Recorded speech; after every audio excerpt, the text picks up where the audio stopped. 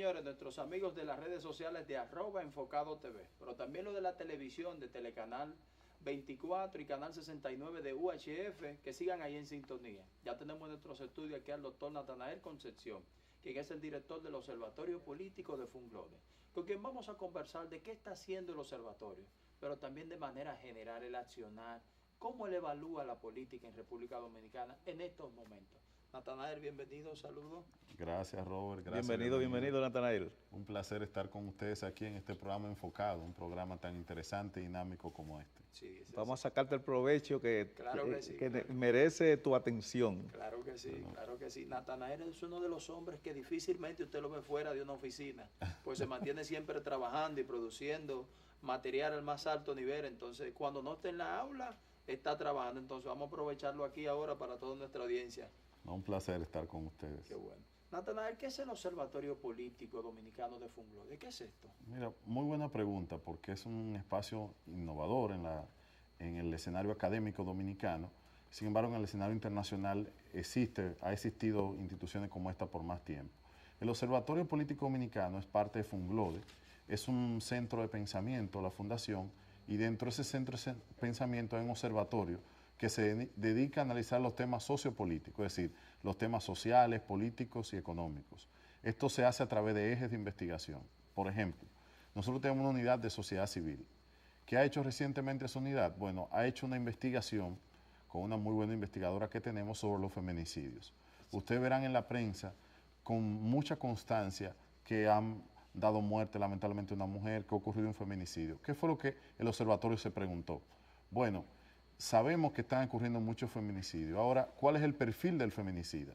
¿Cuáles son esas personas que comúnmente cometen el feminicidio? ¿De dónde provienen? ¿Quiénes son? ¿Qué características tienen? ¿Qué edades tienen? ¿De qué profesión vienen? Si la tienen, ¿de qué área vienen? Y ese estudio se hizo a partir de lo que la prensa escrita publicaba. Y a partir de eso pudimos construir un perfil de cuáles eran las zonas del país donde ocurrían más feminicidios y de cuáles eran las áreas donde había más incidencia. Se descubrió... Y las edades, imagino. Y las edades. Se descubrió en el estudio que, por ejemplo, aquí en el distrito, en Santo Domingo, en Puerto Plata, en Santiago, hay una gran incidencia. Se descubrió también que la gente que porta armas, los militares, seguridad privada, policías, hay un 25% de los feminicidios que son cometidos por este segmento de la población. Por lo tanto, un programa de intervención de políticas públicas que trabaje con ellos reduce en un 25%, puede reducir en un 25% el fenómeno. Se descubrió que también la baja escolaridad es un factor, o sea, mucha de la gente que comete el feminicidio tiene esa característica.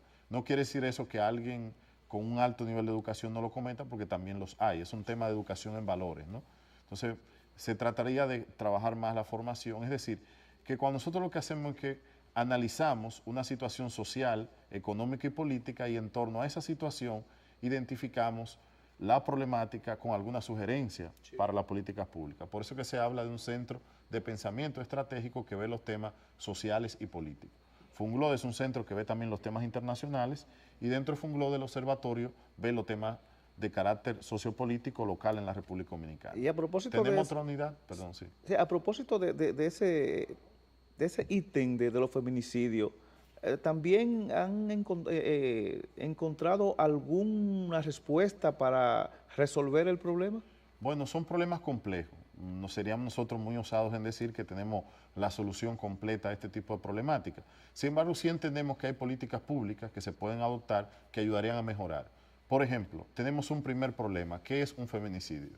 Y aunque eso parezca claro, no es tanto, porque hay distintos tipos de feminicidios, ¿no?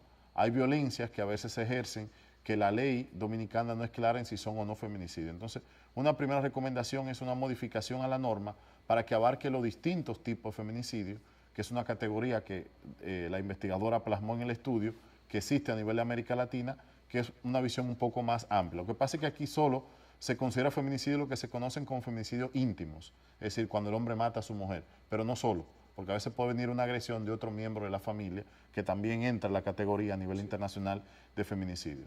Otra cosa que vimos es un esfuerzo más mancomunado de las autoridades. Lamentablemente a veces hay duplicidades que se pueden evitar y hacen más eficiente la intervención. Lo otro que vemos es focalizar la intervención en las zonas del país donde ya hay más incidencia. Por ejemplo, Puerto Plata es urgente un programa activo contra los feminicidios en la provincia de Santo Domingo, en el distrito, en Santiago, es decir, las zonas del país donde hay una mayor incidencia hay que concentrar más programas. Luego lo otro, hay que trabajar más con el segmento de la población que posee armas de fuego, porque la mayoría de los feminicidios son con armas.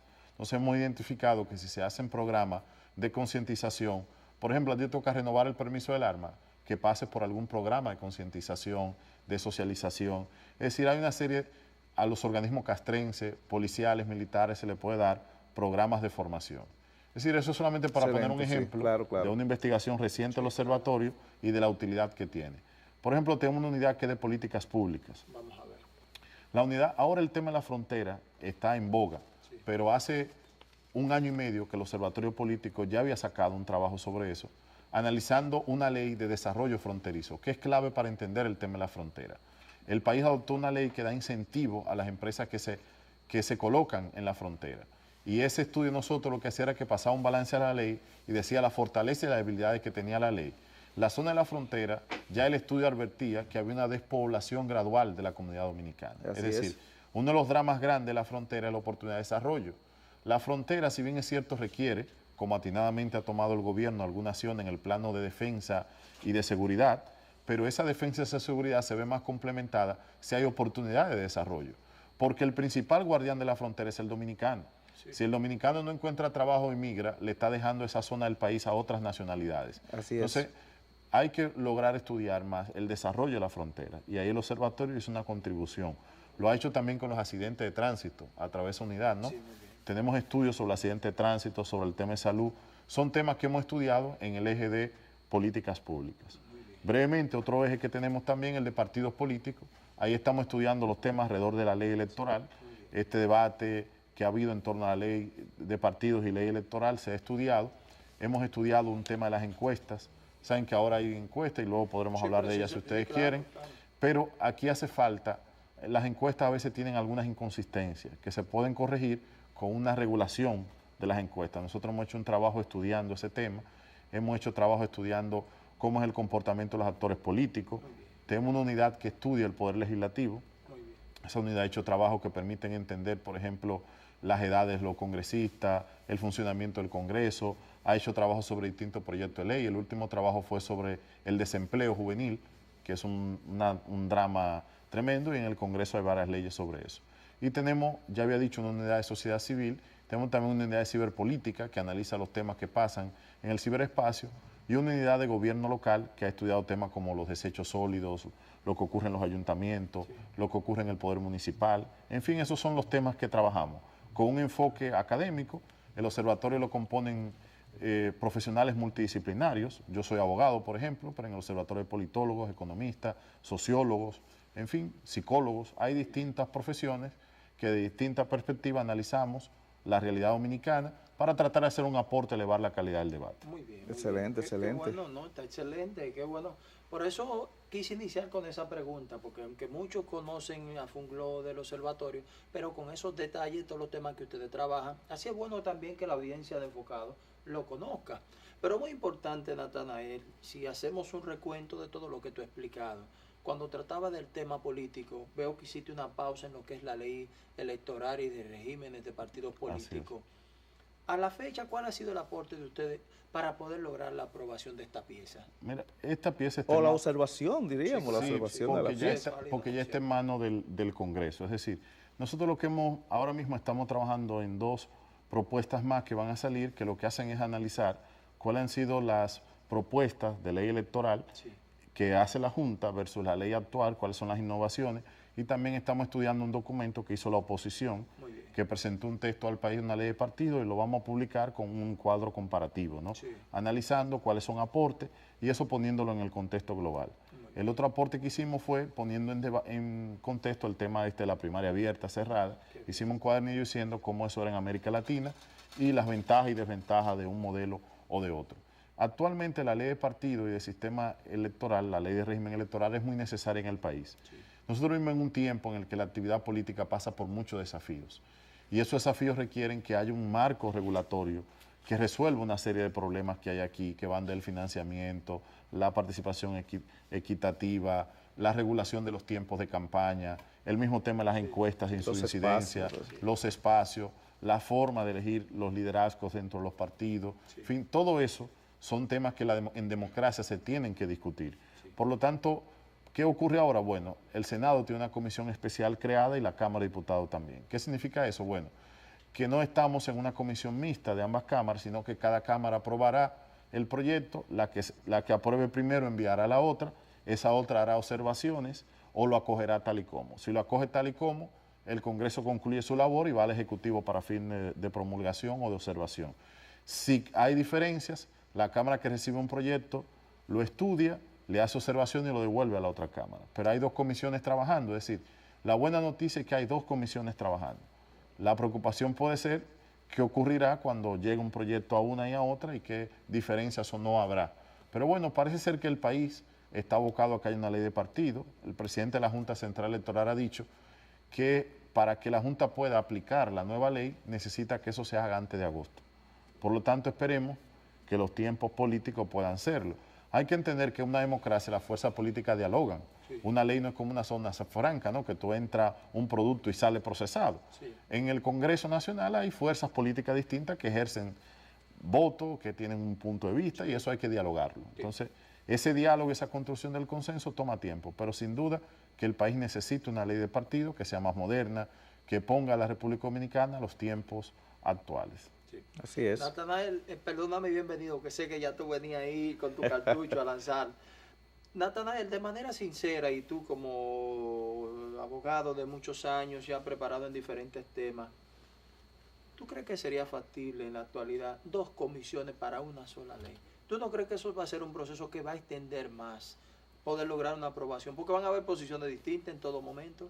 Bueno, eso es un desafío. Pero no cabe duda que el Congreso tiene dos cámaras y cada cámara tiene que trabajar. Pero no se puede unificar una cámara. Bueno, sí, se puede crear una comisión bicameral, pero en este caso las autoridades han decidido no hacerlo, pero han decidido algo muy interesante. En ambas comisiones se ha decidido tomar como punto de partida los trabajos de la comisión bicameral. Por lo tanto, creo que eso es una buena noticia al país porque se está tomando de base el trabajo que ya había hecho la comisión bicameral. Por lo tanto, no se está partiendo de cero en ninguna de las dos comisiones. Claro, y a lo mejor en una etapa posterior se puede hacer una sola comisión. Es decir, el Congreso tiene distintas modalidades de trabajo. Hay leyes que se han aprobado, trabajado en una Cámara y luego en otra. Y como son dos leyes, lo que habrá es que tener coordinación. ¿Qué ocurrirá? Si, por ejemplo, el Senado aprueba la ley de partido y la manda a la Cámara, pues la Cámara toma lo que había hecho la ley de partido, lo ve contra lo que mandó el Senado y consensa un texto y se lo devuelve. Okay. Y de repente la Cámara puede mandarle al Senado la ley de régimen electoral o viceversa, ¿no? Lo que entenderé es que una comisión podrá terminar más rápido una ley que otra y bueno, lo importante es que le están trabajando. Lo preocupante para el país fuese que no hubiese discusión de ese tema ni trabajo de ese tema en el Congreso. Sí. Que no solo para el país, yo entiendo que como bien tú lo explicabas así de manera plena, yo creo que ya es una necesidad hoy en día. Así es. Ya la sociedad necesita un cambio. Definitivamente, sí, necesita esa base jurídica para el buen desenvolvimiento de las elecciones y el entendimiento entre las partes de los partidos políticos, que ha sido una disyuntiva constante en eso. Y una ley que provenga de ahí, que sea aceptada por todos, porque aquí hay sectores que hay una legislación que la aceptan y es inexistente. Increíble, es bueno que exista el consenso y que el producto que salga sea aceptado y asimilado por todos. Es un buen punto, porque una ley de partidos políticos debe ser una ley que reúna consenso entre los actores políticos. Claro. Es decir, como la ley se le va a imponer a todos los partidos políticos, se le va a imponer en el sentido de que una vez sea una ley, rige para todos. Entonces, como va a regir para todos, es importante que de alguna manera refleje el mayor nivel de consenso posible. Sí. Y por eso a veces en estas cosas es como una frase que se le atribuye a Napoleón, vísteme despacio que voy deprisa. Es decir, hay que ponerse bien el traje para que no se le quite en el camino. Cierto, y hay que aplicarlo.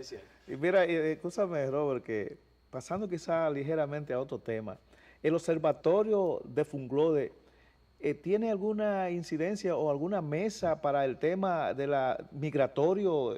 ¿Tiene algo de eso en estos momentos? Mira, les voy a dar una primicia. ¿Sí? El observatorio en este momento se encuentra trabajando en una investigación muy interesante que es sobre lo que está ocurriendo en los hospitales con las parturientas extranjeras. Excelente. El observatorio está a punto de sacar ese trabajo.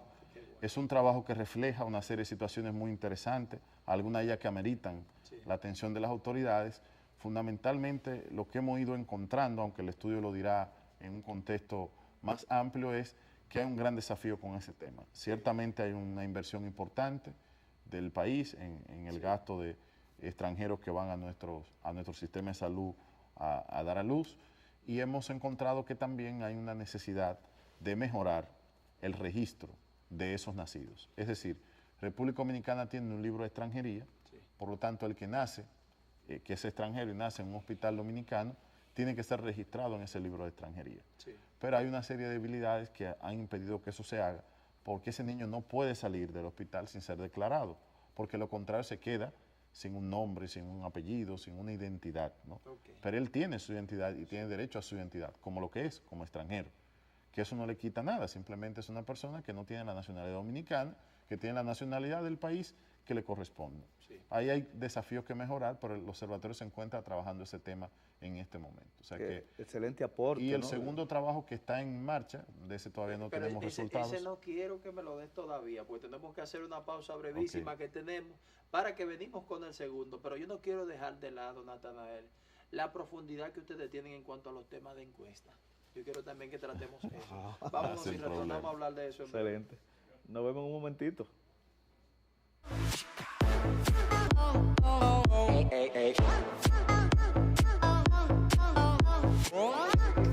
Con ustedes aquí. Permítanme, antes de continuar con la pregunta, Natanael, saludar a nuestro amigo Cristian Dechan, que nos escribe a través de las redes sociales y le manda saludos a Natanael también. Natanael, amigo, darle saludos. Claro, antes de la pausa decía que hay un segundo estudio que es también muy importante para la sociedad dominicana. Sí, bueno, en esa misma unidad de políticas públicas hay un estudio que estamos haciendo sobre el Plan Nacional de Regularización. Estamos estudiándolo, todavía no tenemos una perspectiva completa porque el observatorio no saca un trabajo hasta tanto no ha logrado reunir toda la documentación necesaria, entrevistado a todos los actores para tener una perspectiva completa, ¿no? Global del tema. Pero es un trabajo que nos entusiasma mucho porque es para tratar de entender el tema de los resultados del Plan Nacional de Regularización. Recientemente Amnistía Internacional publicó un informe en el que criticaba duramente a la República Dominicana y hablaba sobre los resultados de este plan. Eso nos llamó la atención como observatorio y nos hemos puesto a la tarea de indagar sobre los resultados del plan para ofrecer a la comunidad internacional y al país una perspectiva más completa sobre este esfuerzo sin precedentes que hizo el gobierno dominicano y la sociedad dominicana para contribuir a que una cantidad de extranjeros pudieran tener debidamente los derechos que le correspondían sin tener que pagar dinero por esto. En los países que ha habido planes de regularización, mayormente el ciudadano tiene que terminar invirtiendo, el ciudadano extranjero. Pero esto ha sido un sacrificio fiscal que ha hecho el gobierno y que hemos hecho todos los dominicanos que pagamos impuestos. Por lo tanto, nos pareció que el informe de Amnistía Internacional en principio fue muy duro contra la República Dominicana y quizás no fue justo. Digo quizás porque todavía no hemos terminado nosotros el estudio para entender la realidad del Plan Nacional de Regularización y nos llamó la atención eso y en base a eso estamos haciendo ese trabajo. Cuando tengamos los resultados, se lo haremos llegar al país y a ustedes. Excelente, sí. Claro, que estaremos en expectativa. Hace unos nos hizo llegar una serie de cuadernillos y materiales de los trabajos que están levantando. Excelente materiales. Agradecemos el gesto de Natanael. Natanael, perdóname que me voy a retrotraer un poquito atrás, pero quiero tomar lo que tú me acabas de decir. Tú sabes que he estado siendo muy cuestionado el tema que tiene que ver con apatridia en nuestro país. En este estudio que ustedes están levantando, ¿han recogido algún tipo de apatridia real que exista en República Dominicana? Es que en República Dominicana no hay forma de que haya apatridia. Eso es un tema que nos cuesta siempre. Una de mis especialidades es el derecho internacional. Excelente. Y cada vez que tengo la oportunidad de ir a un espacio internacional, a un foro de juristas, hablamos de este tema. Porque es que hay una incomprensión de lo siguiente. Vamos a ver. En la República Dominicana no puede haber apatrida por lo siguiente. ¿Quiénes son nacionales dominicanos? Son nacionales dominicanos la gente que nace de un dominicano. Eso es lo que se conoce como el tema del jus sanguinis. Sí, fuera del jus sanguinis pueden ser dominicanos los que nacen aquí, pero en una situación de legalidad. Muy bien. Entonces, ¿qué es lo que hemos dicho? Que si un extranjero está en una ilegalidad y nace aquí, no es dominicano, es extranjero. Por tanto, no es apátrida, tiene su propia nacionalidad. Y si es nacional del país vecino, jamás puede ser apátrida porque ellos tienen el jus sanguinis. Donde quiera que nace un haitiano es haitiano, porque ellos protegen la nacionalidad en base a su constitución. Por lo tanto, aquí no hay forma de la apatridia. Además de eso, tenemos el libro de extranjería. Es decir, aquí nace un extranjero, lo que hace que se le declara en el libro, y al declarar en el libro de extranjería, se reconoce que esa persona existe, que tiene una identidad, pero que tiene la nacionalidad extranjera que le corresponde. Por lo tanto, no es, apatria es el que no tiene nacionalidad alguna, no tiene una identidad vinculada a un país, y entonces es un fenómeno poco frecuente cada vez más en el mundo, y en la República Dominicana inexistente, porque ¿quién es apatria aquí? No hay forma de que lo sea. Totalmente, Pues te digo, totalmente de está acuerdo. claro quiénes son dominicanos y está claro quiénes no lo son. Ningún país en el mundo está obligado a darle nacionalidad a todo el que quiera. Eso no es así. La nacionalidad es un derecho que viene con un vínculo histórico, ¿no? Un vínculo legal que se establece en la Constitución. La nacionalidad es un vínculo que está basado en la legalidad, porque la nacionalidad se otorga en el sistema constitucional y legal de un país. Yo he estado en España, por ejemplo, he vivido en España y tengo muy buena identidad. He vivido mientras estudiaba en España, pero yo no puedo decir que soy español. Yo no puedo llegar a España y reclamar la nacionalidad española. Jamás me la van a dar. ¿Por qué? Porque legalmente no me corresponde. Pero en ningún otro país no podemos ir nosotros a Estados Unidos, que nos gusta, que todos hemos ido en algún momento, y decir que somos norteamericanos. Ahora, ¿qué ocurre? La confusión viene porque en Estados Unidos tú adquieres la nacionalidad por haber nacido en Estados Unidos. Pero mira qué situaciones tan interesantes se dan. Te cuento una anécdota personal que explica esto muy claramente. Yo tengo familia en Estados Unidos, como todos, tengo unos primos. Tengo dos primas que son ciudadanas norteamericanas. Una prima se casa con un hondureño. Este hondureño llegó a Estados Unidos de manera ilegal cuando era un niño, por la frontera de México. Ellos se han casado, todos los hijos de ese matrimonio son norteamericanos y él tiene toda su vida en Estados Unidos, pero él no puede ser ciudadano norteamericano. Fíjate qué caso. ¿Por qué? Porque entró ilegal. ¿Sabes qué le pide a él que haga la ley norteamericana? Él es residente, pero no puede ser ciudadano. Para poder ser ciudadano, tiene que volver a su país y vivir quizá hasta 10 años esperando su nacionalidad. Pero tengo otro caso. Otra prima se casó con un costarricense. Este costarricense ingresó legalmente a Estados Unidos, formaron igualmente una familia, los descendientes de esa familia son norteamericanos y el costarricense se terminó haciendo norteamericano. ¿Por qué? Bueno, porque él llegó con una visa legal, luego se quedó un poco más de tiempo y subsanó esa irregularidad. Entonces, como él entró en legalidad, le permiten regularizar la nacionalidad. ¿Qué te dice eso? Que cada país tiene su sistema y el sistema está basado en la legalidad. Por lo tanto, es injusto cuando un país extranjero le exige a República Dominicana lo que nadie hace. Es decir, no hay ningún país en el mundo que regale su nacionalidad. Es una Todos visión los países clara en el mundo la regulan. Entonces, ¿por qué República Dominicana es el único que no lo puede hacer? Eso no, ningún dominicano va a aceptar tal chantaje, porque va contra el derecho y va contra toda lógica. Sí, es así. Bienvenido, perdóname, pero que ya nos quedan apenas 2 minutos nada más y no queremos dejar marchar a Natanael sin hacerle la pregunta importante. El observatorio trabaja con el tema encuesta. Tenemos una encuesta que fue publicada al principio de esta semana, la Galus. ¿Cuál es la valoración que tiene el observatorio de esta encuesta?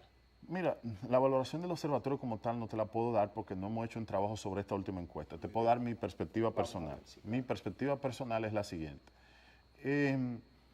Primero, estamos a 2 años de las elecciones. Por lo tanto, las encuestas hasta ahora tienen la debilidad de que no es el momento electoral. ¿Nadie tiene candidato hasta ahora? Por eso, como nadie tiene candidato, tú vas a notar, como sale reflejado en la encuesta, que la mayoría de los encuestados no tiene una preferencia formada totalmente. Ahora, ¿qué te muestra la encuesta? Bueno, yo diría, primero te muestra que los dos grandes polos electorales son PLD-PRM. Eso es lo primero que queda claro en las encuestas porque los candidatos que tienen mayor aceptación provienen de eso. Sí. Novedad de las encuestas, que hay una cantidad de nuevos votantes que muestra insatisfacción con el sistema y eso hay que prestarle atención. Mucha atención.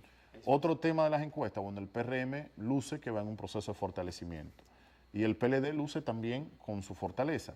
¿Qué se nota? Que resulta ser un dato llamativo. Bueno, mayormente en todas las encuestas hasta ahora el presidente Medina estaba siempre con una popularidad muy alta.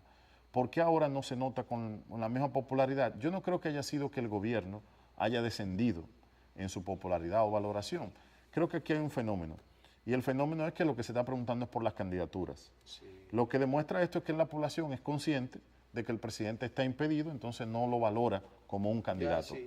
Ya no comienza a verlo como candidato. Ya lo ve desde otra óptica. Lo ve desde otra óptica. Ahora, ¿qué crea eso? Que una fuerza en el PLD, que representa sin duda el presidente de la República, no tiene una determinación todavía, como es natural porque falta tiempo, y otra fuerza que la del presidente Fernández, en una parte se ha sumado y muestra su identidad, y en otra parte estarán esperando una candidatura, un lanzamiento, que todavía no ha ocurrido. Es decir, estamos en un momento preelectoral.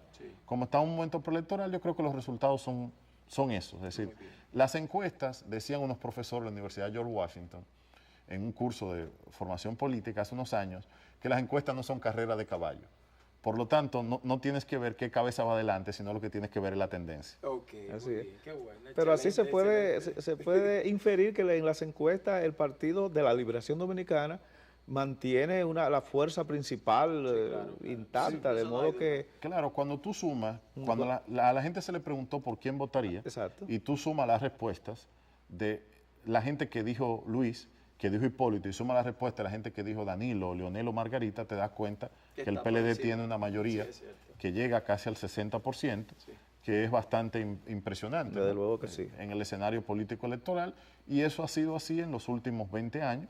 El PLD ha sido el partido que desde el 2004 para acá ha sido el partido que ha gobernado los destinos de la República Dominicana, y bueno, un partido con gran fortaleza. Ahora, lo que le dice la encuesta tampoco al PLD, que no puede sentirse demasiado tranquilo, porque hay retadores importantes en el sistema, como el PRM y otros emergentes que pueden capitalizar parte de, digamos, los nuevos votantes que se muestran abiertos a nuevas opciones y que se muestran un poco más deseosos de cambios y renovación en la política. En política no hay contrario pequeño. Así es. Todos son grandes. Señores, yo creo que debemos ser justos y reconocer que el doctor Natanael ha hecho una valoración científica de una encuesta, sin parcialidad.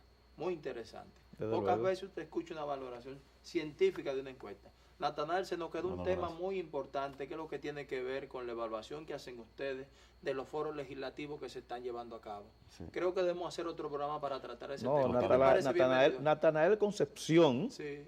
tiene que volver. Con gusto. Debería venir semanal, que hablar con nosotros de todo, de esto y pero otros bueno. temas, ¿no? Porque es un expositor que el pueblo, con palabras llanas, lo va a entender siempre con ese mensaje. Fíjate ese observatorio que menciona de los nacimientos, de los feminicidios. Eso es fundamental en el interés de la nación dominicana. Señores, se nos ha agotado el tiempo. Solamente permítanme recordarle a ustedes que esta entrevista completita, esta presentación de Natanael Concepción, estará disponible en nuestro canal de YouTube, Enfocado TV, para todos ustedes. Enfocado TV.